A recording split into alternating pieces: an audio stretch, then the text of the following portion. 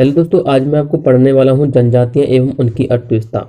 देखिए दोस्तों, यदि हम बात करें राजस्थान वीडियो के एग्जाम की, तो राजस्थान वीडियो एग्जाम के सिलेबस में ये टॉपिक आपका पूरा का पूरा लगता है। कौन सा टॉपिक? जनजातियाँ एवं उनकी अर्थव्यवस्था। बस अंतर इतना होता है कि जैसे कि सपोज कीजिए आपने किसी अन्य कंपटीशन के एग्जाम दिए तो उनमें उनकी अर्थव्यवस्था से क्वेश्चन नहीं पूछे जाते, लेकिन मैं आपको इस कंक्लूजन को भी जो है क्लियर कर दूंगा कि अर्थव्यवस्था इसमें से क्यों जोड़ी गई है, अर्थव्यवस्था का यहाँ पर मतलब क्या है। ठीक है ना, इसका भी आप टेंशन मत लीजिए। देखिए, इस वीडियो को आपको सिर्फ राजस्थान वीडियो के लेवल से ही नहीं देखना है, बल्कि अन्य कंपटीशन एग्जामों की दृष्टि से भी देखना है, क्योंकि आपको पता होना चाहिए राजस्थान लेवल तथा भारत के लेवल के जितने भी एग्जाम होते हैं, यानी कि सेंट्रल लेवल के जितने भी एग्जाम होते हैं, सभी एग्जामों में आपका एक टॉपिक जरूर लगता है जिसका नाम जनजातियाँ एवं उनकी अर्थव्यवस्था, और यहाँ से एक दो क्वेश्चन आपको देखने को मिल सकते हैं। इसलिए ये टॉपिक सिर्फ आपके वीडियो की दृष्टि से महत्वपूर्ण नहीं है, बल्कि अन्य एग्जामों की दृष्टि से भी महत्वपूर्ण है। जैसे कि हम बात करें राजस्थान पुलिस के एग्जाम की, पटवार के एग्जाम की, या फिर यूडीसी एलडीसी के एग्जाम की बात करें, उन सभी प्रकार के एग्जामों में ये आपके लिए बहुत महत्वपूर्ण है। इसलिए आपको इसके नोट्स बनाने हैं। देखिए, इस टॉपिक के अंतर्गत मैं आपको बहुत अच्छी तरीके से पढ़ाने वाला हूँ, और साथ में इसमें से छोटी से लेकर के बड़ी बात, जितने भी आपके बड़े से बड़े पॉइंट और छोटे से छोटे पॉइंट है, सारे पॉइंटों को मैंने इसमें कवर किया है। ठीक है ना, इसलिए इस टॉपिक को आपको अच्छी तरीके से पढ़ना है और अपने नोट्स भी साथ के साथ बनाते जाना है। ठीक है ना। देखिए दोस्तों, टॉपिक को शुरू करने से पहले मेरी आप सभी से एक हम्बल रिक्वेस्ट है। आपसे मेरा ये निवेदन है कि जो विद्यार्थी हमारे चैनल पर नए हैं और पहली बार विजिट कर रहे हैं, तो उनसे मेरी विनम्र विनती है कि आप हमारे चैनल को सब्सक्राइब कर देना, और यदि वीडियो पसंद आता है तो वीडियो को लाइक कर देना और अपने दोस्तों के साथ शेयर भी कर देना। देखिए दोस्तों, एक वीडियो को बनाने में मुझे कई घंटे का टाइम लगता है, लेकिन आपको सब्सक्राइब करने में 1 मिनट का टाइम भी नहीं लगेगा।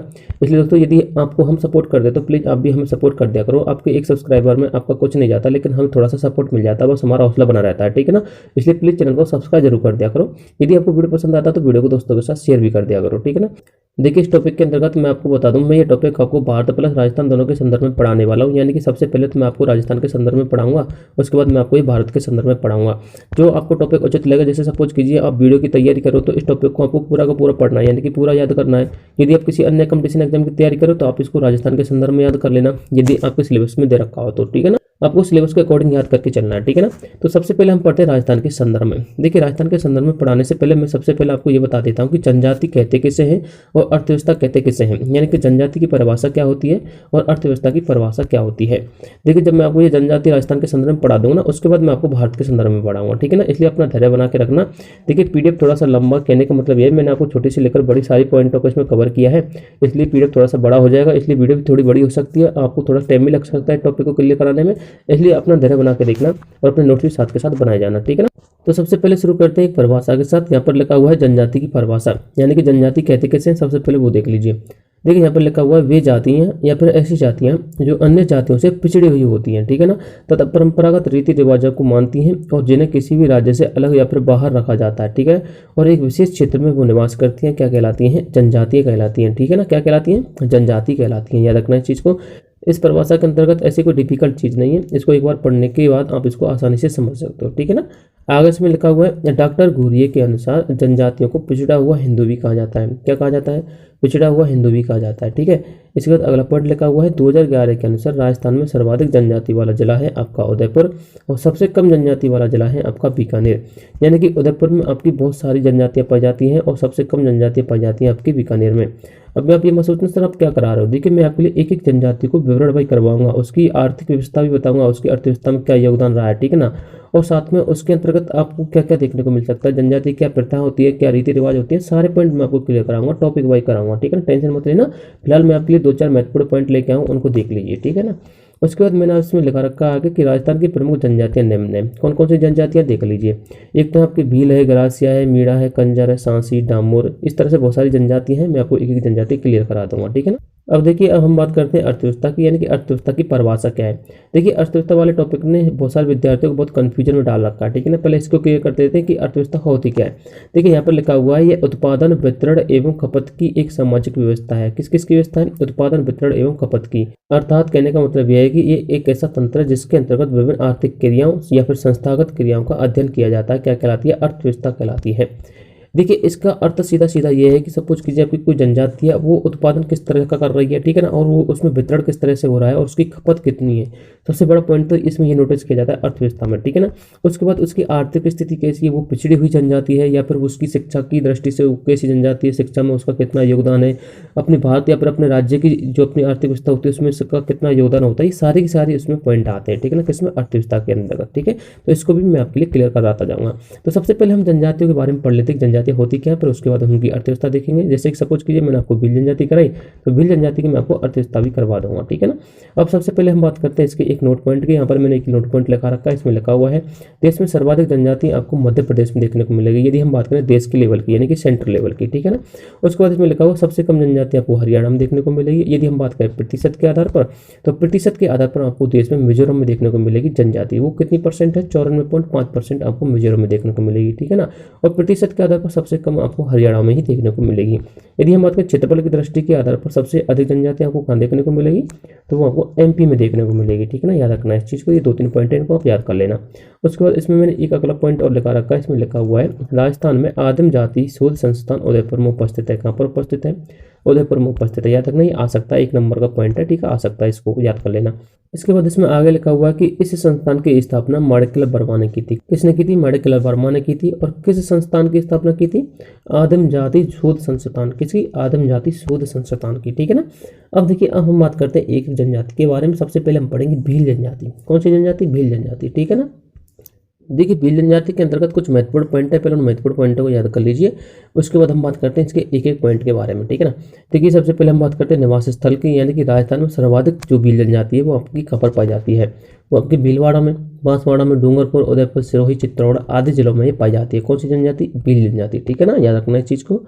आगे बात करते हैं अगले पॉइंट की। आगे लिखा हुआ है ये राजस्थान में कुल जनसंख्या का 44.3% है। कितना है, 44.3% है, जिसके कहने का मतलब यह है कि राजस्थान में कुल इसकी जो अपनी जनजाति होती है भीलों की, उसकी जनसंख्या है 41 लाख। कितनी है, 41 लाख, ठीक है ना, याद रखना इस चीज़ को।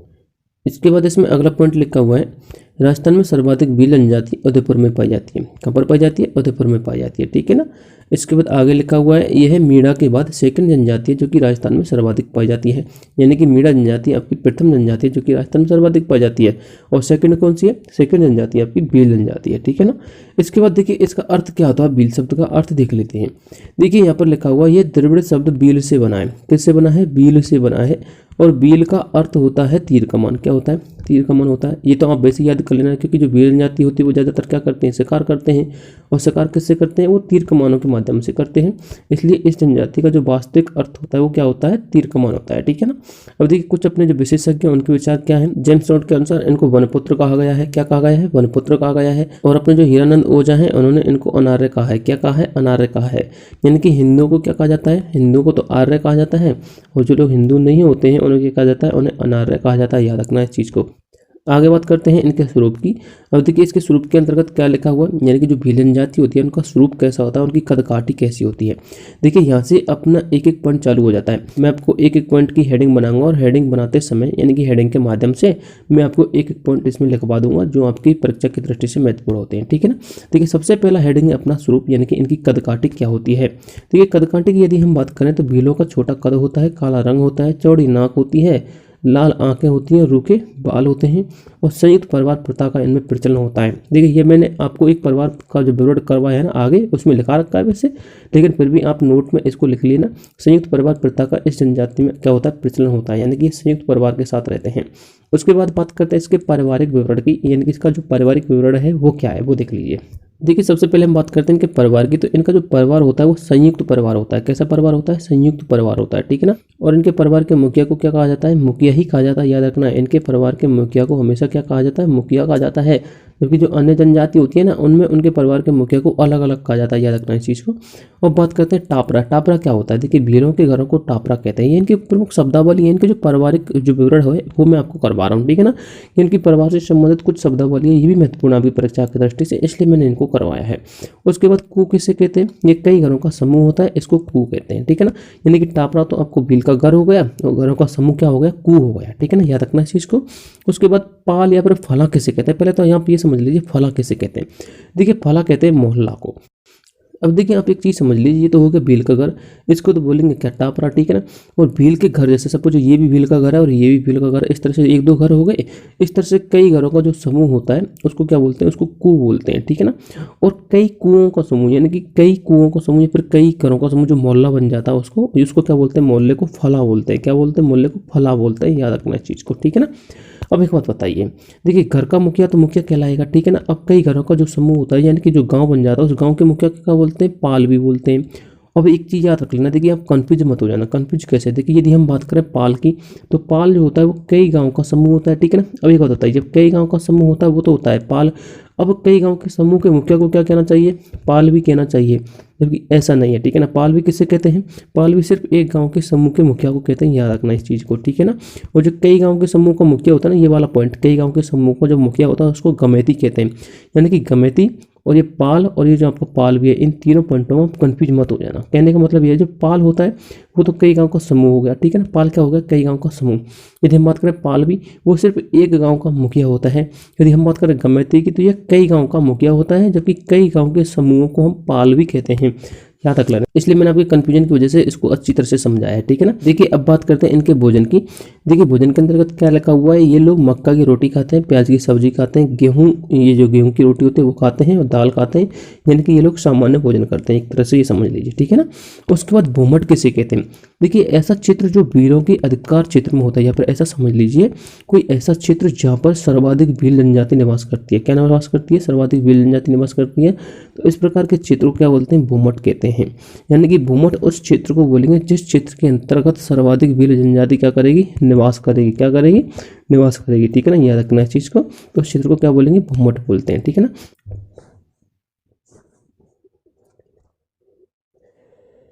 देखिए झूमटी या फिर दाजा कृषि की यदि हम बात करते हैं, झूमटी और दाजा कृषि आदिवासियों द्वारा मैदानी भागों को जला करके की जाने वाली कृषि होती है, ठीक है ना।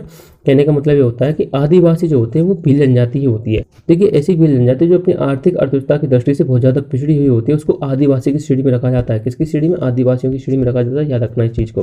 देखिए आप इस चीज़ से कन्फ्यूज मत हो जाना, ये मैं आपको झूमटी पढ़ा रहा हूँ, क्या पढ़ा रहा हूँ, झूमटी आपको पढ़ा रहा हूँ, ना कि जोमिंग, ठीक है। याद रखना मैं आपको झूमटी पढ़ा रहा हूँ। झूमटी जो खेती है यानी कि दाजे खेती, वो आदिवासियों द्वारा मैदानी भागों को जला करके की जाने वाली खेती होती है, ठीक है ना। यदि हम बात करें जोमिंग कृषि की, तो जोमिंग कृषि जो होती है ना, वो चिमाता कृषि भी कहलाती है। जोमिंग कृषि को क्या कहते हैं, जोमिंग कृषि को हम चिमाता कृषि भी कहते हैं, ये वाला पॉइंट, ठीक है ना, याद रखना इसको। ये पहाड़ी डालों पर की जाने वाली खेती है, कैसी डालों पर, पहाड़ी डालों पर की जाने वाली खेती। अब बात करते हैं इनके प्रमुख लोक देवी देवताओं की, यानी कि जो अपने बिलों के लोक देवी देवता है वो कौन कौन से, ठीक है ना, वो देख लेते हैं। देखिए यदि हम बात करें टोटम की, तो टोटम इनके कोई विशेष देवी देवता नहीं होते, यानी कि कहने का मतलब यह है कि जैसे अपने गणेश भगवान होते हैं, या फिर अपने राम भगवान होते हैं, या फिर शंकर होते हैं, इस प्रकार से अपने जो विशेष देवी देवता होते हैं हम तो उनकी पूजा करते हैं, लेकिन ये किसी विशेष देवी देवता की पूजा नहीं करते। तो ये किसकी पूजा करते हैं, देखिए टोटम जो है एक अमेरिकी शब्द है। क्या शब्द है, ये एक अमेरिकी शब्द है, ठीक है ना। और अमेरिकी शब्द इस टोटम का अर्थ क्या होता है, देखिए टोटम का अर्थ होता है सगे भाई बहन, ठीक है ना। क्या होते हैं, सगे भाई बहन इसका अर्थ होता है। अब सगे भाई बहन इसका अर्थ होता है कि किसकी पूजा करते हैं, सबसे बड़ा पॉइंट तो यही है। देखिए टोटम के रूप में ये तो कभी तो वृक्ष की पूजा करने लग जाते हैं, किसके रूप में, ये सिर्फ टोटम के रूप में करते हैं। कभी किसी जानवर की पूजा करने लग जाते हैं, कभी किसी पक्षी की पूजा करने लग जाते हैं, ठीक है ना। क्योंकि बहुत सारी जनजातियां ऐसी हैं भीलों के अंतर्गत, जैसे कि अपने मोरी भील हुए, ये मोरी भील किसकी पूजा करते हैं, ये मोरी भील मोर पक्षी की पूजा करते हैं। किसके रूप में करते हैं, ये टोटम के रूप में करते हैं, ठीक है ना। कहने का मतलब ये हुआ कि टोटम इनका कोई विशेष कुल देवता नहीं है, ये टोटम के रूप में अन्य वृक्षों की या फिर पक्षियों की या फिर जानवर की पूजा करते थे, ठीक है ना। अब बात करते हैं इनकी कुल देवी की। कुल देवी कौन है, इनकी कुल देवी है इनकी अमज माता या फिर केलड़ा माता। कौन है, अमज माता या फिर केलड़ा माता, ठीक है ना। देखिए अमज माता की क्या कहानी वो देख लीजिए। देखिए ऐसा माना जाता है कि जो अपनी अमज माता ना, ये दाड़ा गोत्र से बिलोंग करती हैं। किस गोत्र से, दाड़ा गोत्र से बिलोंग करती हैं। देखिए भीलों के अंतर्गत एक ऐसी मान्यता चलती है कि एक भील था जिसका नाम था रिच्छा भील। क्या नाम था, रिच्छा भील, या फिर उसका पूरा नाम था रिच्छा दाड़ा, ठीक है ना। ये रिच्छा दाड़ा क्या करता था, ये जंगल के अंतर्गत अपनी लकड़ियां बीनने जाया करता था, ठीक है ना। जब ये लकड़ियां बीनने जाया करता था तो वहाँ पर इनको एक माता मिली जिनका नाम था आमज माता, ठीक है ना। क्या नाम था, आमज माता, ठीक। अब ये आमज माता क्या करती है, उस रिच्छा भील को क्या देती है, अपना वचन सुनाती है, ठीक है ना। वो वचन सुनाने की वजह से ये रिच्छा भील उनका क्या बन जाता है, दास बन जाता है, ठीक है ना। यानी कि कहने का मतलब ये हुआ कि इन भीलों को समझाने वाला ऐसा कोई व्यक्ति नहीं था जो इनके अंतर्गत कोई थोड़ी सी सद्बुद्धि पैदा कर दे, लेकिन अपनी जो ये आमज माता थी, इन्होंने अपने वचनों के माध्यम से इस रिच्छा भील को क्या कर दिया, मोहित कर कर दिया, यानी कि ऐसा समझ लीजिए प्रभावित कर दिया, ठीक है ना, जिसकी वजह से रक्षा बिल इसका दास बन गया, ठीक है ना। और ये दास बनने के बाद इसका अनुयायी बन गया। उसी दिन से इनकी कुल देवी के रूप में पूजा की जाती है अमज माता की, ठीक है ना। अब बात करें केलड़ा माता की। देखिए अमज माता ने जो ऋचा भील था, ऋचा भील को कहाँ पर प्रवचन दिए थे? ऋचा भील को इसने कुंभलगढ़ राजसमंद में प्रवचन दिए थे। कहाँ पर दिए थे? कुंभलगढ़ राजसमंद में। अब ये अमज माता क्या करती है? अमज माता कुंभलगढ़ राजसमंद से जोधपुर आ जाती है। जोधपुर में एक तहसील है जिसका नाम है केलड़ा। क्या है नाम? केलड़ा। उस केलड़ा तहसील में जाकर के चली जाती है, वहाँ पर अपना प्रवचन सुनाती है, जिसकी वजह से इनका नाम केलड़ा माता पड़ गया, ठीक है ना। उसके बाद बात करते हैं इनकी लोक देवी की। तो इनकी लोक देवी है बराड़ी माता, जिनका विवाह के अवसर पर पूजा की जाती है, ठीक है, इनको याद रख लेना। अब देखिए कृषि के बारे में थोड़ा आपको पढ़ाई दिया है। अब बात करते हैं इनकी वेशभूषा की, यानी कि भील जनजातियों के अंतर्गत वेशभूषा कैसी होती है। देखिए सबसे पहले हम बात करें पोत्या की। तो इनमें पोत्या किसको कहा जाता है? तो पोत्या की बात करते हैं, ये सिर पर पहने जाने वाला सफेद साफा है। क्या है? सफेद साफा है, ठीक है ना। ये सारे के सारे पॉइंट मैंने आपके लिखा दिया है। पोत्या किसे कहते हैं, डेपाड़ा किसे कहते हैं, सिंदूरी किसे कहते हैं, तो इनको समझाना शायद नहीं है उचित, क्योंकि ये सारे के सारे मैंने आपको सरल भाषा में लिखा रखे, आपको ऑटोमेटिक समझ में आ जाएंगे, ठीक है ना। मुझे उम्मीद है आ भी जाएंगे। आगे इसमें लिखा हुआ डेपाड़ा किसे कहते हैं। देखिए डेपाड़ा एक तंग धोती होती है। कैसी धोती होती है? तंग धोती होती है, ठीक है ना। सिंदूरी की बात करें तो सिंदूरी लाल रंग की साड़ी को कहा जाता है, यानी कि भीलों की स्त्रियां यदि लाल रंग की साड़ी पहन लेती हैं तो उसको सिंदूरी कहा जाता है, ठीक है ना। क्या कहा जाता है? सिंदूरी। आगे बात करें खोएतू की। तो खोएतू जो होता है वो कमर का लंगोटा होता है। क्या होता है? कमर का लंगोटा। जैसे कमर पर लंगोटी नहीं बांधी जाती क्या, इसी तरह से कमर पर लंगोटा बांधा जाता है, उसको खोएतू कहते हैं भील जनजातियों के अंतर्गत। उसके बाद बात करते हैं अंगरूटी की। तो अंगरूटी स्त्रियों की एक चोली होती है। क्या होती है? चोली होती है, यानी चोली दामन वाला वही चोली होती है, ठीक है ना, दामन वाली चोली। उसके बाद बात करते हैं कछाऊ की। तो कछाऊ क्या होता है? ये महिलाओं का घाघरा होता है, ठीक है ना, यानी कि जिसको काछा जाता है, यानी कि गांव की भाषा में आपको पता ही होगा, गांव की भाषा में सापी काचना, इस तरह से कछाऊ होता है। इसी तरह से महिला क्या करती हैं, वहाँ पर घाघरा पहनती है भीलों में, भीलों की जनजातियों के अंतर्गत, तो उसको कछाऊ कहते हैं। क्या कहते हैं? कछाऊ कहते हैं, ठीक है ना। अब हम पढ़ेंगे भीलों की स्त्रियों के आभूषण कौन कौन से होते हैं। देखिए मैंने आपको एक एक पॉइंट लिखा रखा है, भील जनजाति से संबंधित इनके आभूषण कौन कौन से होते हैं, पहनावे के आधार पर इनको कितने भागों में बांटा गया, तो सारे के सारे पॉइंट क्लियर कर लेंगे। इस चैप्टर को याद करना कोई ज़्यादा डिफिकल्ट काम नहीं है, क्योंकि मैंने इसको सरल भाषा में लिखा रखा है और पॉइंट वाइज लिखा रखा है, इसलिए आपको ये बहुत आसानी से याद हो जाएगा, ठीक है ना। अब बात करते हैं भीलों की स्त्रियों के आभूषण की। तो आभूषण की बात करें तो यहाँ पर लिखा है भील जनजाति की जो स्त्रियाँ होती है वो जंजीर पहनती हैं, नथ पहनती हैं, बालियाँ, छल्ले, पैंजनियाँ, ये सारी की सारी जो अपने आभूषण होते हैं भील जनजाति की महिला पहनती है, ठीक है ना। इनके व्यवसाय की बात करें, यानी कि भील जनजाति कौन सा व्यवसाय करती है, तो ये शिकार करना यानी कि आखेट करना इनका एक मुख्य व्यवसाय होता है, ठीक है ना। अब बात करते हैं पहनावे के आधार पर इनको कितने भागों में बांटा गया है। ठीक है, पहनावे के आधार पर भील जनजाति को 2 भागों में बांटा गया है। कितने भागों में? 2 भागों में। अब कौन कौन से भाग हैं? सबसे पहला भाग है आपका लंगोटिया भील। कौन सा भील है? लंगोटिया भील। देखिए लंगोटिया भील किसे कहते हैं? ये कमर पर केवल लंगोटी पहनते हैं। क्या पहनते हैं? लंगोटी पहनते हैं, जिसे खोइतू कहते हैं। थोड़ी देर पहले मैंने आपको बताया था, ठीक है ना। कमर पर एक लंगोटा पहना जाता है जिसको क्या बोलते हैं? खोइतू बोलते हैं। स्त्रियों की बात करते हैं, स्त्रियां कमर पर क्या पहनती है? कछाऊ पहनती है, ठीक है ना। क्या पहनती है? कछाऊ पहनती है, जिसे घुटनों तक पहना जाता है। और कछाऊ क्या होता है? घाघरा होता है, आपको थोड़ी देर पहले मैंने बताया था। इसको कहाँ तक पहना जाता है? घुटनों तक पहना जाता है, ठीक है ना। आगे बात करते हैं इसके दूसरे प्रकार की। तो दूसरा प्रकार होता है इसका पोतीदा भील। कौन सा होता है? पोतीदा भील, ठीक है ना। ये क्या करता है? ये लोग धोती बंडी व पगड़ी पहनते हैं, ठीक है ना। धोती बंडी व पगड़ी पहनते हैं तथा ये अंगोछा भी लपेट लेते हैं, जिसे हम फालू कहते हैं। क्या कहते हैं? फालू कहते हैं। और अंगोछा मैंने थोड़ी देर पहले आपको बताया था, जिस तरह से ये कछाऊ होता है धोती को लपेटते हैं, इसी तरह से अंगोछा लपाटा जाता है, ठीक है ना। याद रखना इस चीज़ को। आगे मैंने इसमें एक नोट लिखा रखा है। देखिए नोट के अंतर्गत क्या लिखा हुआ है, यहाँ पर लिखा हुआ है भील जो होते हैं वो कांडी शब्द से ज़्यादा नाराज हो जाते हैं। यदि इनको पाड़ा शब्द बोल दिया जाता है तो उससे क्या हो जाता है? खुश हो जाते हैं, ठीक है ना। भील किस शब्द से नाराज होते हैं? कांडी शब्द से नाराज होते हैं। और किस शब्द के द्वारा खुश होते हैं? वो पाड़ा शब्द से खुश हो जाते हैं, ठीक है ना।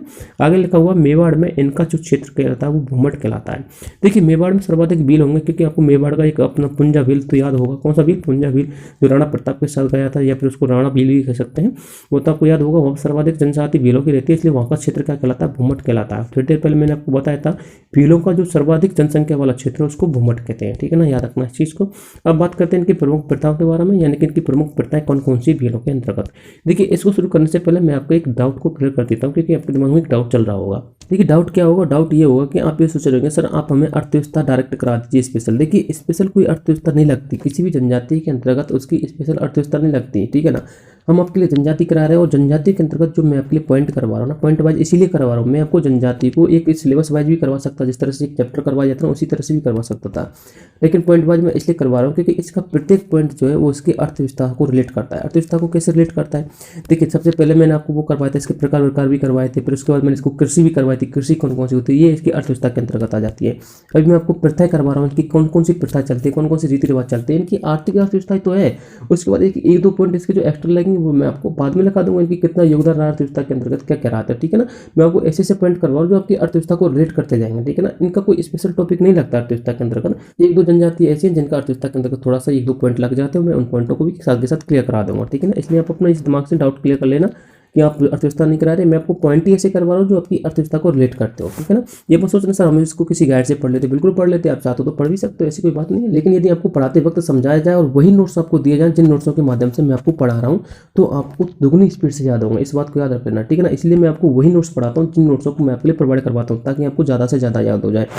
अब देखिए, अब बात करें इनकी प्रमुख प्रथाओं की, तो प्रमुख प्रथाएं कौन कौन सी है वो देख लीजिए। सबसे पहली प्रथा है इसकी दापा प्रथा। देखिए दापा प्रथा के अंतर्गत क्या होता है वो भी मैंने आपके लिए यहाँ पर लिखा रखा है। देखिए यहाँ पर लिखा हुआ है, विवाह के समय लड़का जो होता है यानी लड़के का जो पिता होता है वो लड़की के पिता को कन्या के रूप में एक मूल्य चुकाना पड़ता है, जिसको हम दापा प्रथा कहते हैं। यानी कि दापा प्रथा कहने का मतलब ये होता है, सपोज कीजिए एक लड़का है, ठीक है ना, और इस लड़के का कोई पिताजी है कोई भी हो, और ये है आपकी एक लड़की, ठीक है ना, ये क्या है, यह एक लड़की। जब ये लड़का इस लड़की के पास जाएगा यानी कि इसको विवाह करने के लिए जाएगा, तो इस लड़के का जो पिता है ना, अब इस लड़की को लेके आएगा, अब इस लड़की को लेके आएगा तो इस लड़की के बदले में ये लड़के का जो पिता है इसके पिता को क्या देगा, इसके पिता को कुछ पैसे देगा, या फिर कुछ इसके पिता को जानवर वानवर देगा, या फिर उसके पिता को कुछ ऐसी संपत्ति देगा जिसकी वजह से वो लड़की का जो पिता है वो खुश हो जाएगा, ठीक है ना। वो सोचेगा कि मैंने अपनी पुत्री दी है तो मुझे कुछ बदले में मिला है, इस तरह से उसको मूल्य चुकाना पड़ता है, क्योंकि मैं लड़की को लेके आ रहा हूँ तो उसके बदले में मुझे उसको कुछ देना पड़ता है। उल्टा सिस्टम है इसमें, ठीक है, याद रखना। इसमें ऐसा समझ लीजिए, इसमें दहेज प्रथा उल्टी होती है, इसमें लड़की के पिता को दिया जाता है, ठीक है ना, याद रखना इस चीज को। तो इस प्रथा को क्या बोलते हैं, इस प्रथा को दापा प्रथा कहते हैं, ठीक है ना। आगे बात करते हैं अगली प्रथा की। आगे इसमें लिखा हुआ है गोल गोधेड़ो प्रथा। देखिए गोल गोधेड़ो प्रथा क्या होती है, जब कोई वीर पुरुष अपनी वीरता का प्रदर्शन में सफल हो जाता है, सपोज कीजिए कोई वीर पुरुष है और वो अपनी वीरता का प्रदर्शन दिखा रहा है। यहाँ पर क्या होता है, वीरता का प्रदर्शन करवाने के लिए सपोज कीजिए कोई वीर पुरुष 21 वर्ष का हो गया या फिर कोई 20-22 वर्ष का हो गया, तो वो क्या करेंगे, वहां पर एक मेला से लगता है, उस मेले में क्या किया जाता है, उस मेले में अलग अलग वीर पुरुषों की वीरता के प्रदर्शन किए जाते हैं। जो कोई भी वीर पुरुष अपना प्रदर्शन दिखाने में सफल हो जाता है, यानी कि उसने अपना प्रदर्शन दिखा दिया और वो सफल हो चुका है, जनता उसकी जय जयकार करने लगती है, तो उसके पास एक अधिकार आ जाता है वीरों के अंतर्गत। वो अधिकार कौन सा, वो अधिकार ये है कि वो अपनी मनपसंद लड़की चुन सकता है। अब देखिए सपोज कीजिए ये झुंड हो गया, ठीक है ना, अब इस झुंड के चारों तरफ इस तरह से वीर पुरुष खड़े हुए हैं, ठीक है ना, ये खड़े हुए हैं। अब ये वीर पुरुष के अंतर्गत एक लड़का खड़ा हुआ है जो वीर पुरुष है। अब ये क्या कर रहा है, ये अपनी वीरता का परीक्षण कर रहा है, क्या कर रहा है, वीरता का परीक्षण कर रहा है। अब ये लड़का क्या करेगा, जब ये सफल हो जाएगा ना, जब ये सफल हो जाएगा तो ये अपनी मनपसंद लड़की से इनमें में से चुन लेगा कोई लड़की और चुन करके इससे शादी कर लेगा, ठीक है ना। तो इस प्रथा को बोलते हैं कौन सी प्रथा, गोल गधेड़ो प्रथा। याद रखना इस चीज को। ये अवधि के क्वेश्चन कैसे आ सकता है, गोल गधेड़ो प्रथा निम्न में से किस जनजाति की प्रमुख प्रथा है, ठीक है ना, तो किस जनजाति की, भील पुरुषों की जनजाति की, याद रखना इस चीज को। आगे लिखा हुआ है इसमें कट्टा प्रथा या फिर काटा प्रथा या फिर लोकाई प्रथा। देखिए लोकाई प्रथा, कट्टा प्रथा, काटा प्रथा, ये सारे के सारे एक ही नाम होते हैं, ठीक है ना। अब ये प्रथा होती क्या है ये देख लीजिए, यह इनकी मृत्यु भोज की प्रथा, यानी कि जब कोई भील पुरुष मर जाता है या उसकी डेथ हो जाती है तो वहाँ पर उसका जो मृत्यु भोज करवाया जाता है ना, तो वो किस प्रथा के तहत करवाया जाता है, वो कट्टा प्रथा या फिर लोकाई प्रथा के तहत करवाया जाता है, ठीक है ना। इसी तरह से अगर हम बात करें गोदना प्रथा की, तो गोदना प्रथा क्या होती है, देखिए गोदना प्रथा के अंतर्गत लिखा हुआ है भीलों में महिला और पुरुष दोनों में गोदने का प्रचलन है। गोदने का प्रचलन देखिए क्या होता है कि बहुत सारे लोग अपने हाथ पर कई नाम गुदवा लेते हैं या फिर ओम छपवा लेते हैं, इसी तरह से ये गोदना प्रथा चलती है इनके अंतर्गत।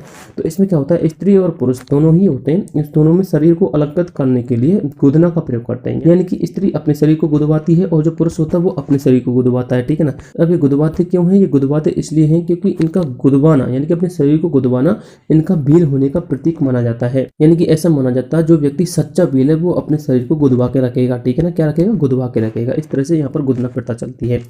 अब बात करते हैं इसमें फायरी प्रथा की। फायरी प्रथा क्या होती है, देखिए इसके अंतर्गत लिखा हुआ है भीलों का प्रमुख रणघोष है जो कि मुसीबत के समय बचाया जाता है। यानी कि कहने का मतलब ये, सपोज कीजिए भीलों के अंतर्गत कोई महामारी फैल गई है या फिर कोई बहुत ज़्यादा मुसीबत या फिर आपदा आ गई है, तो उस समय एक रणघोष बजाया जाता है, यानी कि एक तरह से ढोल के समान एक आकृति होती है उस यंत्र की, वो बजाया जाता है जोर जोर से और उसको बोलते हैं फायरे, ठीक है ना। वो क्यों बजाया जाता है, वो उस मुसीबत से बचने के लिए या फिर उस आपदा से निपटने के लिए बजाया जाता है। उससे क्या होता है, उससे जो अपने भील पुरुष होते हैं उनमें साहस आ जाता है, ठीक है ना, क्या आ जाता है, साहस आ जाता है। अगली प्रथा आपकी मोताड़ा प्रथा। देखिए इसके अंतर्गत क्या लिखा हुआ है, इसके अंतर्गत लिखा हुआ है ये प्रथा उदयपुर संभाग में प्रचलित है, इसके अंतर्गत खून खराबा पर जुर्माना वसूला जाता है। यानी कि कहने का मतलब ये है, देखिए सबसे पहले तो ये समझिए सबसे अधिक प्रथा ये प्रचलित है मोताड़ा प्रथा कहाँ पर है, उदयपुर में है, और सर्वाधिक भील कहाँ पर पाए जाते हैं, उदयपुर में पाए जाते हैं, ठीक है ना। अब देखिए मोताड़ा प्रथा के अंतर्गत क्या होता है, सपोज कीजिए ये भील हो गया और ये भील हो गया, अब ये दोनों आपस में क्रॉस मल्टीप्लाई करते हैं, कहने का मतलब ये दोनों युद्ध करते हैं, यहाँ पर लड़ते हैं आपस में ये दोनों पक्ष, यहाँ पर खून खराबा होगा। अब खून खराबा होगा तो इनके जो गाँव का मुखिया है उसको क्या बोलते बोलते हैं, पालवी बोलती है, पालवी के पास जाएंगे। अब पालवी क्या करेगा, इन दोनों से जुर्माना लेगा। क्या लेगा, जुर्माना लेगा, किस चीज़ का, खून खराब करने का, ठीक है ना। इसके बाद अगली प्रथा आपकी बढ़ोतरा प्रथा। देखिए बढ़ोतरा प्रथा के अंतर्गत क्या किया जाता है, जो आपकी मोतड़ा प्रथा में जो वसूली की राशि होती है ना उसको लिया जाता है, ठीक है ना। किसके अंतर्गत, बढ़ोतरा प्रथा के अंतर्गत। या फिर ऐसा बोल सकते हैं जो मोतड़ा प्रथा के अंतर्गत जो राशि वसूली जाती है उसको बढ़ोतरा राशि कहते हैं, ठीक है ना, याद रखना इस चीज़ को। उसके बाद अगली प्रथा आपकी हाथी भेड़ो प्रथा। देखिए इसके अंतर्गत क्या होता है, यह एक वैवाहिक प्रथा है जिसमें वर को देखिए सबसे बड़ा पॉइंट नोटिस करने लायक है। यहाँ पर वर को क्या कहा जाता है, वर को यहाँ पर बिलों में हरण कहा जाता है। क्या कहा जाता है, हरण कहा जाता है। तथा वधु को क्या कहा जाता है, लाड़ी कहा जाता है बिलों के अंतर्गत, ठीक है ना, याद रखना। वधु को बिलों के अंतर्गत लाड़ी कहा जाता है। उसके द्वारा बांस या फिर पीपल या फिर सागवान के वृक्ष के सामने फेरे लिए जाते हैं। अर्थात कहने का मतलब यह है कि वर और वधु होते हैं ना, ये दोनों के दोनों जब शादी करते हैं तो शादी करते समय ये फेरे लेंगे। और फेरे लेंगे तो किसके समक्ष फेरे लेते हैं, ये एक वृक्ष के समक्ष फेरे लेते हैं। वो वृक्ष किसका हो सकता है, या तो बांस का हो सकता है, या फिर पीपल का, या फिर सागवान का हो सकता है। इनमें से कोई एक वृक्ष हो सकता है, ठीक है ना। आगे बात करते हैं नाता प्रथा की। देखिए नाता प्रथा क्या होती है, इसमें जब वीर स्त्री पूर्व पति को छोड़ करके, सपोज कीजिए एक पति उसका जो ऑलरेडी प्रेजेंट में है उस पति को छोड़ देगी, उस पति को छोड़ने के बाद दूसरे पति के साथ शादी कर लेती है। किस प्रथा के तहत कर लेती है, नाता प्रथा के तहत। उसके बाद कर लेती है, तब क्या होता है, तब दूसरा जो पति होता है जिसने नया पति बनाया है वो नया पति क्या करेगा, जो उसका पूर्व पति था यानी कि इसका जो भूतपूर्व पति था उसके लिए कुछ राशि देगा, जिसको हम झगड़ा राशि कहते हैं। क्या कहते हैं, झगड़ा राशि कहते हैं, ठीक है ना, याद रखना। इस प्रथा को हम नाता प्रथा कहते हैं। अब देखिए मैंने इसमें एक नोट लेकर रखा, नोट के अंतर्गत क्या लिखा हुआ है, भील केसरिया नाथ या फिर ऋषभ देव पर चढ़ी हुई खीर को खाकर के झूठ नहीं बोलते। इनका एक देवता होता है, इस पर ऐसे समझ लीजिए इनका एक पूजनीय लोक देवता होता है जिसको बोलते हैं केसरीनाथ या फिर ऋषभ देव। इस ऋषभ देव भगवान या फिर केसरीनाथ भगवान पर जब खीर चढ़ा देते हैं, उस खीर को खा जाते हैं तो क्या नहीं बोलते हैं, झूठ नहीं बोलते हैं। देखिए दोस्तों मैं आपसे फिर कह रहा हूँ वीडियो थोड़ा सा लंबा हो सकता है, इसलिए अपना धैर्य बना करके रखना। ऐसा मत सोचना कि सर ने एक भील जनजाति को इतना लेंदी करा दिया। देखिए मैंने पहले भी कहा था, मैंने आपको छोटे से लेकर के सारे इसके सारे बड़े पॉइंट इसमें कवर किए हैं। देखिए दोस्तों वीडियो थोड़ा सा लंबा हो सकता है, इसलिए आपको धैर्य बना करके पूरा का पूरा वीडियो देखना है। आप ये मत सोचना कि सर आपने तो भील जनजाति के अंतर्गत इतना लंबा वीडियो डाल दिया, उसके बाद मीणा के अंतर्गत कितना डालोगे, डामोर है, सहरिया है, ये बहुत सारी प्रकार की जनजाति के अंतर्गत कितना डालोगे। ठीक है मैं आपके लिए बता दूं, भील जनजाति अपना थोड़ा सा लेंदी टॉपिक है, इसी के अंतर्गत भील जनजाति है, सिर्फ इतना मीणा भी नहीं है, ठीक है ना। तो भील जनजाति का थोड़ा सा लेंदी मैंने बनाया। देखिए मैंने आपको इसमें सारे के सारे पॉइंटों को कवर किया है ताकि आपका कोई पॉइंट छूट ना जाए, क्योंकि बाद में क्या होता है जब आपका कोई क्वेश्चन आपको नोट्सों में से देखने को नहीं मिलता ना, तो फिर आप उस टीचर को गाली देते हो कि सर आपके नोट्सों में से कुछ नहीं आया है, फलाना ढेंगा, ये बात वो बात हो जाती है, ठीक है ना। फिर आपको उससे विश्वास उठने लगता है, फिर ये सोचते हो सर मैंने तो खूब पढ़ा लेकिन कुछ फंसा ही नहीं। तो इसलिए मैंने इसमें छोटे से लेकर के बड़े सारे पॉइंटों को कवर किया है, इसलिए थोड़ा सा धैर्य बना करके इस वीडियो को देखना और पूरा वीडियो देखना, ठीक है ना। अपने नोट्स साथ के साथ बनाए रखना। इसी तरह से मैं आपको सारे के सारे टॉपिक करवाऊंगा, टेंशन मत लेना। इसके बाद बात करते हैं अगले पॉइंट की। देखिए आगे इसमें क्या लिखा हुआ है, आगे इसमें लिखा हुआ है राज संघ या फिर राजस्थान संघ। देखिए इसके अंतर्गत लिखा हुआ है इसकी स्थापना राजस्थान सरकार ने भीलों की उपज का उन्हें समुचित लाभ दिलाने के लिए की है। यानी कि कहने का मतलब ये हुआ कि सपोज कीजिए भील जनजाति कृषि का कार्य कर रही है। अब जब कृषि का कार्य करेगी तो उससे कुछ उपज होगी, या फिर जब कोई वो व्यवसाय करेगी तो उससे भी कुछ ना कुछ उपज होगी। अब उस उपज को वो सेल करने के लिए कहाँ पर जाएगा, मार्केट में जाएगा। मार्केट में जाएगा तो भील जनजाति क्या एक पिछड़ी हुई जनजाति है, तो उसके साथ क्या हो जाएगी, ठगी हो जाएगी, ठीक है ना। उसको उसकी सेलिंग प्राइस का एक उचित लाभ नहीं मिलेगा, यानी कि उसको उचित दाम नहीं मिलेगा। तो इससे बचने के लिए राजस्थान सरकार ने क्या किया, राजस्थान सरकार ने एक संघ बना दिया जिसका नाम था राज संघ, ठीक है ना। ये क्या करती है, ये उनको ठगी से बचाती है और उनकी मदद करती है और उनको समुचित लाभ दिलाने का इनके पास जिम्मा होता है, ठीक है ना। देखिए आगे मैंने इसमें एक नोट पॉइंट लिख रखा है, इस नोट पॉइंट को क्लियर कर लीजिए। देखिए यहाँ पर लिखा हुआ है मेवाड़ फाउंडेशन जनजातीय समाज में उत्थान का काम करने वाले व्यक्ति को पुंजा पुरस्कार देता है। कौन सा पुरस्कार देता है, पुंजा पुरस्कार देता है। देखिए इसका कहने का मतलब ये हुआ कि जो मेवाड़ फाउंडेशन है ना, ये उदयपुर में उपस्थित है और उदयपुर में सर्वाधिक भील उपस्थित होते हैं, ठीक है ना। यानी कि भील सर्वाधिक उदयपुर में रहते हैं, आपको पता ही होगा। इस भील जनजाति के अंतर्गत जो कोई व्यक्ति उत्थान का काम करता है या फिर इनको जागरण करने का काम करता है तो उस व्यक्ति को पुंजा पुरस्कार दिया जाता है। और इस पुंजा भील के बारे में तो आप जानते होंगे, पुंजा भील ने क्या किया था, महाराणा प्रताप के समय पुंजा भील ने महाराणा प्रताप की आर्थिक रूप से मदद की थी और साथ में उनको सैन्य सहायता भी प्रदान की थी। किसने, पुंजा भील ने, ठीक है ना। ये सारा कुछ मैं आपको राजस्थान का इतिहास जब पढ़ाऊंगा तो उसके अंतर्गत अच्छी तरह से समझा दूंगा, ठीक है ना। फिलहाल आप इसके मेन पॉइंटों को देख लीजिए। उसके बाद बात करते हैं भीलों के उत्सव एवं मेलों की, यानी कि भीलों के उत्सव कौन कौन से हैं और मेले कौन कौन से इनके प्रमुख होते हैं और इनके उत्सव और मेलों के नाम क्या क्या हैं, ठीक है ना। सबसे पहले हम पढ़ते हैं होली के बारे में। देखिए यहाँ पर लिखा हुआ है जो होली त्यौहार होता है ना, ये भीलों का सबसे महत्वपूर्ण त्यौहार है, ठीक है ना। कौन सा त्यौहार, होली का त्यौहार, ठीक है ना, याद रखना इस चीज़ को। आगे बात करते हैं गल नाम के त्यौहार की। देखिए गल त्यौहार ये कब मनाते हैं, देखिए यदि हम बात करें गल त्यौहार की तो ये होली के बाद एकादशी को मनाया जाता है, जिसके अंतर्गत मनोरंजन तथा वीरता का प्रदर्शन किया जाता है। देखिए वैसे तो आपको ये सारा कुछ याद करने की जरूरत नहीं है, लेकिन फिर भी मैंने इसलिए लगा रखा है ताकि जब आप इसको पढ़ो ना तो आपको याद हो जाए। देखिए सपोज कीजिए आप इसमें रट्टा मारोगे गल क्या होता है, अब आपको ये नहीं पता कि गल क्या होता है, तो आप इसमें रट्टा तो मार लोगे, 1-2 दिन याद हो जाएगा, उसके बाद फिर भूल जाओगे। इसलिए यदि आप इसको 1-2 बार रिवाइज कर लोगे ना गल क्या होता है और इसकी पूरी हिस्ट्री आप जान लोगे, तो इसको आपके भूलने के चांस बहुत कम होते हैं, ठीक है ना, बहुत ज़्यादा लंबे समय तक आपको याद रह सकता है, ठीक है ना। इसलिए मैंने आपको सारे पॉइंट क्लियर करा दिए कि क्या चीज़ होती है क्या चीज़ नहीं होती है, ठीक है ना। उसके बाद हम बात करें दिवासा की, तो दिवासा क्या होता है, देखिए इस चीज़ को समझ लीजिए। यह उत्सव जून माह में मनाया जाता है। कौन सा उत्सव, दिवासा उत्सव। अब देखिए इस दिन क्या होता है वो देख लीजिए। इस दिन सभी बीलों का समूह देवी देवताओं का पूजन करके उन्हें बलि देते हैं। किसको बलि देते हैं, देवी देवताओं। सपोज कीजिए कोई बील है और वो बील किसी देवी देवता की पूजा करता है, तो देवी देवता की पूजा करने के बाद वो क्या करता है, उसके लिए बलि चढ़ाता है, ठीक है ना। क्या चढ़ाता है, बलि चढ़ाता है, ताकि उसकी पूजा संपन्न हो जाए। उसके बाद बात करते हैं अगले त्यौहार की। अगला त्यौहार इनका भगोरिया हाट त्यौहार। देखिए भगोरिया हाट के अंतर्गत क्या किया जाता है, ये एक तरह से उत्सव लगता है। यह विवाह योग्य पुरुषों के लिए जोड़े ढूंढने के लिए बनाया जाता है। कहने का मतलब ये हुआ कि जो पुरुष और स्त्री 21 साल या फिर 18 साल के हो जाते हैं, वैसे तो ये सरकार के द्वारा निर्धारित है, लेकिन भील जनजाति के अंतर्गत ऐसा कुछ निर्धारित नहीं है, वो अपने नियम कानून खुद मानते हैं, ठीक है ना। उनको जब ऐसा लगता है कि ये पुरुष या फिर स्त्री विवाह के योग्य हो चुकी है, तो उनके अंतर्गत क्या किया जाता है, एक भगोरिया नाम का एक हाट लगाया जाता है या फिर एक उत्सव लगाया जाता है। तो वहाँ पर बहुत सारी लड़कियाँ और लड़के आते हैं, वो भी क्या करते हैं, एक दूसरे को चुन लेते हैं और अपना जीवन साथी बना लेते हैं, ठीक है ना। ये यहाँ पर एक उत्सव माना जाता है जिसका नाम है भगोरिया हाट उत्सव, ठीक है ना, याद रखना इस चीज़ को।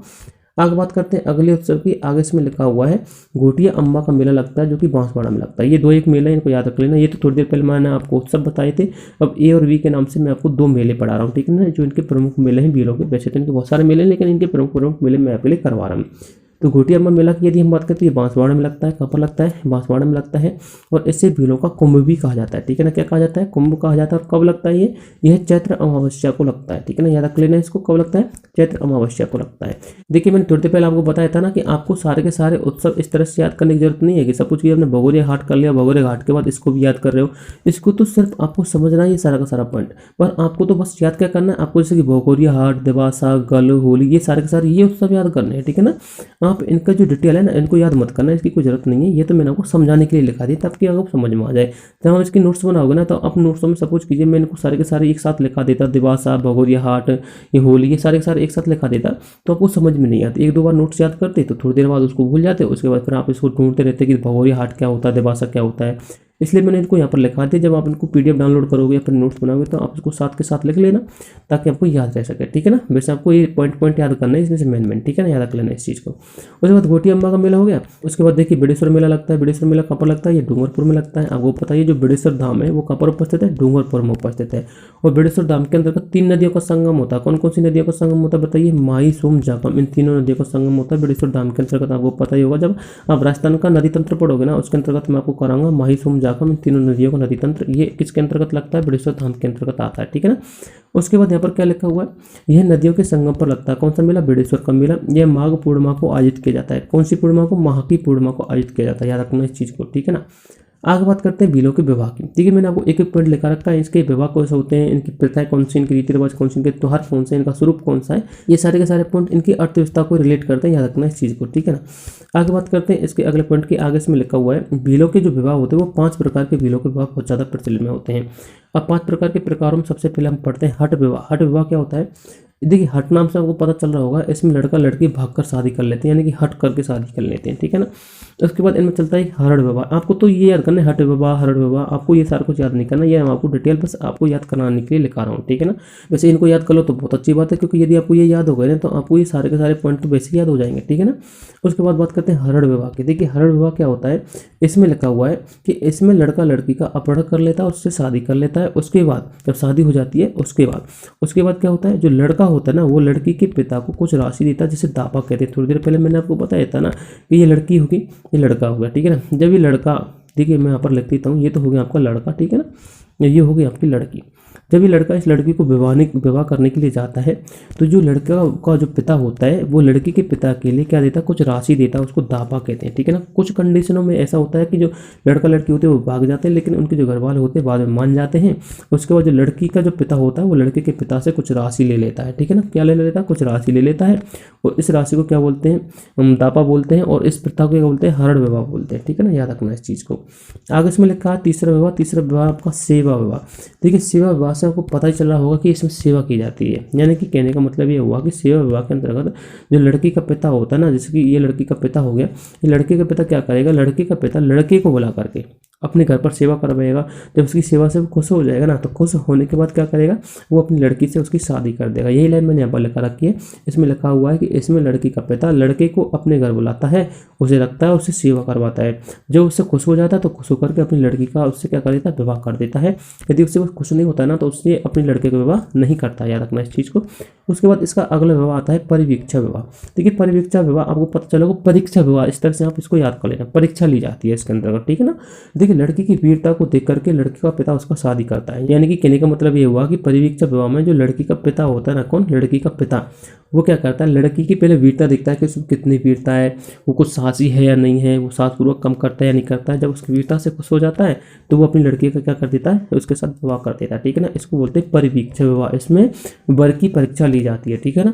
उसके बाद इसका अगला विवाह आता है जिसका नाम है भगोरिया विवाह। कौन सा विवाह है, भगोरिया विवाह। देखिए इसके अंतर्गत क्या होता है, इसमें भील जो पुरुष होते हैं वो भगोरिया नामक त्योहार मनाते हैं। कौन सा त्योहार मनाते हैं, भगोरिया नामक त्योहार मनाते हैं।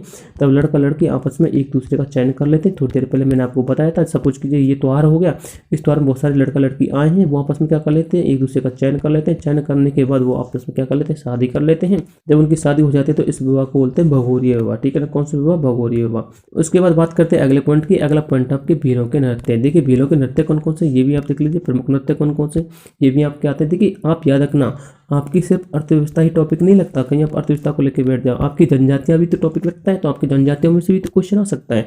तो मैं आपके साथ इसमें जनजातियों को भी लेकर चला हूँ कि आपकी जनजाति के अंतर्गत आपसे कहाँ से क्वेश्चन पूछे जाते हैं, ठीक है ना। वो मैंने आपके लिए इसमें क्लियर करा रखे हैं, ठीक है ना। तो बात करते हैं भीलों के नृत्य की। तो भीलों के नृत्य कौन कौन से थे वो भी देख लीजिए, 2 4 8 10 नृत्य हैं, इनको देख लीजिए, ठीक है ना। देखिए यहाँ पर लिखा हुआ फायरे फायरे नृत्य। ये रणघोष यानी युद्ध नृत्य कहलाता है। ये कब किया जाता है, ये आपको पता ही है, जब किया जाता है जब कोई आपत्ति आती है, फिर विपत्ति है, फिर आपदा आती है, या फिर कोई आक्रमण कर देता है, तब ये नृत्य किया जाता है। कौन सा नृत्य, फायरे फायरे नृत्य, ठीक है ना। थोड़ी देर पहले मैंने आपको समझाया था। उसके बाद अगला नृत्य गवरी या फिर राई नृत्य। ये 40 दिन तक चलता है इनका नृत्य, ठीक है ना। ऐसा नृत्य जो 40 दिन तक चलता है वो गवरी या राई कहलाता है, ठीक है ना। याद रखना इस चीज़ को। उसके बाद बात करते हैं अगले नृत्य की। आगे इसमें लिखा हुआ है नेजा नृत्य। ये होली के बाद किया जाता है, जब होली का त्यौहार निकल जाता है ना। देखिए होली इनका प्रमुख त्यौहार होती है, किनका, भी जनजातियों का।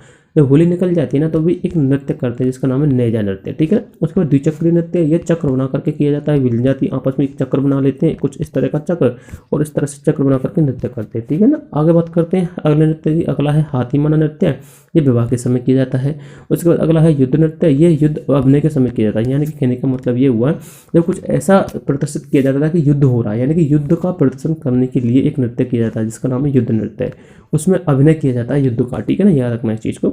अब बात करते हैं अगले पॉइंट की। अगला पॉइंट है आपका भील जनजातियों से संबंधित कुछ आंदोलन और कुछ हत्याकांड कौन कौन से, उनको समझ लीजिए, ठीक है ना। इसके अंतर्गत अपना सबसे पहला पॉइंट है मानगढ़ पहाड़ी हत्याकांड। कौन सा है, मानगढ़ पहाड़ी हत्याकांड। ये बांसवाड़ा जिले में हुआ था। कहाँ पर हुआ था, बांसवाड़ा जिले में हुआ था। अब देखिए इसके अंतर्गत क्या लिखा हुआ है। देखिए इसके अंतर्गत लिखा हुआ है गोविंदगिरी के नृत्य में भीलों की एक सभा हो रही थी जो बांसवाड़ा की मानगढ़ पहाड़ी पर हो रही थी। कहाँ पर हो रही थी, बांसवाड़ा की मानगढ़ पहाड़ी पर। यानी कि जो आपकी मानगढ़ पहाड़ी है ना, यह कहाँ पर उपस्थित है, यह बांसवाड़ा में उपस्थित है, ठीक है ना। तो भीलों की बांसवाड़ा की एक मानगढ़ पहाड़ी पर क्या हो रही थी, सभा हो रही थी। लेकिन अंग्रेज सरकार ने क्या किया, गोलियां चला दी थी वहाँ पर, जिसमें 1500 भील मारे गए थे। इसे मानगढ़ नरसंहार या फिर जलियांवाला बाग हत्याकांड भी कहा जाता है। देखिए यदि हम बात करें इसको जलियांवाला बाग हत्याकांड क्यों कहा जाता है, क्योंकि जिस तरह से यहाँ पर नरसंहार हुआ है ना, उसी तरह से वहाँ पर जलियांवाला बाग हत्याकांड अमृतसर पंजाब में हुआ था, वहाँ पर भी नरसंहार हुआ था, ठीक है ना। यहाँ पर 1500 भील मरे थे, ठीक है ना। वहाँ पर कुछ सिख मर गए थे, कुछ पंजाबी लोग मर गए थे, ठीक है ना, जलियांवाला बाग हत्याकांड में। तो इसलिए इसकी तुलना जलियांवाला बाग हत्याकांड से भी करी जाती है। यानी कि कहने का मतलब ये हुआ कि इसको दूसरे जलियांवाला बाग हत्याकांड कहा जाता है। कौन सा? द्वितीय जलियांवाला बाग हत्याकांड। यहाँ पर मैं द्वितीय लगाना भूल गया था, अब इसमें लगा लेना, इसको द्वितीय जलियांवाला बाग हत्याकांड कहा जाता है। ठीक है ना। देखिए गोविंदगिरी कौन था जिसने इसका नेतृत्व किया था और जिसके नेतृत्व में ये पूरा का पूरा कांड हुआ था, वो भी चीज देख लीजिए। गोविंदगिरी कौन था? तो गोविंदगिरी के बारे में मैंने एक पॉइंट लिखा दिया ताकि आपके सारे के सारे डाउट क्लियर हो सके। देखिए यहाँ पर लिखा हुआ है जन्म 20 दिसंबर 1858 को इनका हुआ था। किनका? गोविंदगिरी का। ये डूंगरपुरी का एक गाँव था जिसका नाम था बांसिया गाँव। कौन सा गाँव था? बांसिया गाँव। और बांसिया गाँव में जन्मे थे और बंजारा परिवार में जन्मे थे। किस परिवार में? बंजारा परिवार में। बात करें इनके अध्यात्म गुरु की, तो इनका अध्यात्म गुरु कौन था? स्वामी दयानंद सरस्वती थे। इनकी प्रेरणा से इन्होंने अपना सारा का सारा जीवन समाज सेवा में लगा दिया। अगर समाज सेवा की बात करें तो समाज सेवा में इन्होंने बागड़ क्षेत्र के अंतर्गत अपना सारा का सारा जीवन लगाया था। और जो बागड़ क्षेत्र है ना, ये डूंगरपुर प्लस बांसवाड़ा वाला एरिया कहलाता है। ठीक है ना। डूंगरपुर प्लस बांसवाड़ा वाले एरिया को क्या कहते हैं? बागड़ क्षेत्र कहते हैं। और इसी क्षेत्र का उत्थान करने की दृष्टि से यहाँ पर उन्होंने बहुत ज़्यादा काम किया था, लोगों को इकट्ठा किया था, जो अपनी भील जनजाति थी उनको जागृत किया था, उनको एकता के सूत्र में इन्होंने बांधा था। किसने? गोविंदगिरी ने। आगे बात करते हैं इसके अगले आंदोलन की। अगला आंदोलन है इनका एक ही आंदोलन। देखिए पहला तो आपका मानगढ़ पहाड़ी हत्याकांड। अब हम बात करते हैं एक ही आंदोलन की। देखिए एक ही आंदोलन की यदि बात की जाए तो यहाँ पर लिखा हुआ है यह 1921 में मोतीलाल तेजावत के नेतृत्व में हुआ था। कौन सा आंदोलन? एक ही आंदोलन। याद रखना, मोतीलाल तेजावत के नेतृत्व में एक ही आंदोलन किया गया था। उसके बाद यदि हम बात करें इसका प्रारंभ कहाँ से हुआ था? किसका? एक ही आंदोलन का। तो इसका प्रारंभ मात्रकुंडिया से हुआ था, जो कि रासमी नाम की एक तहसील है, चित्तौड़गढ़ के अंतर्गत पड़ती है। ठीक है ना। रासमी नाम की तहसील चित्तौड़गढ़ के अंतर्गत पड़ती है।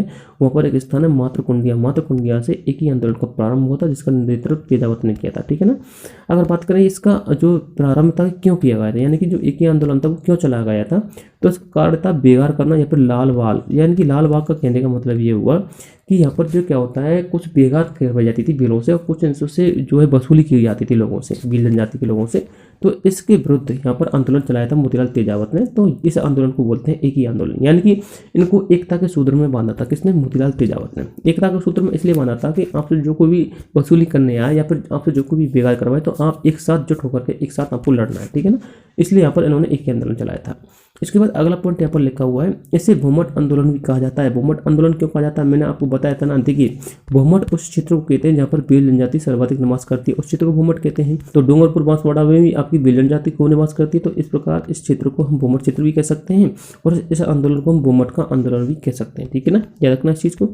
आगे बात करते हैं इसके अगले पॉइंट की। आगे इसमें लिखा हुआ है इसमें मोतीलाल जो तेजावत थे उन्होंने राणा के सामने अपनी 21 सूत्री मांग रखी थी। कौन सी? 21 सूत्री मांग रखी थी। ठीक है ना। और इन्होंने जो अपनी 21 सूत्री मांग रखी थी ना, इसको बाद में किस नाम से पुकारा गया? इसको बाद में मेवाड़ की पुकार के नाम से पुकारा गया। किसके नाम से पुकारा गया था? मेवाड़ पुकार। ठीक है ना। याद रखना इस चीज़ को, मेवाड़ पुकार के नाम से इसको बाद में पुकारा गया था। देखिए ये सारे के सारे पॉइंट वैसे मैं लिखाना नहीं चाहता था, लेकिन फिर भी आपकी नॉलेज के लिखा दिए। ये सारे सारे आपकी राजस्थान की जो हिस्ट्री है ना उसके अंतर्गत आ जाते हैं। ठीक है ना। इसकी जनजातियाँ आती हैं और उसके जो प्रमुख आंदोलन आते हैं, सूफी आंदोलन आते हैं, उनके अंतर्गत ये आ जाती है। तो उसके अंतर्गत और ज़्यादा डिटेल से पढ़ा दूंगा।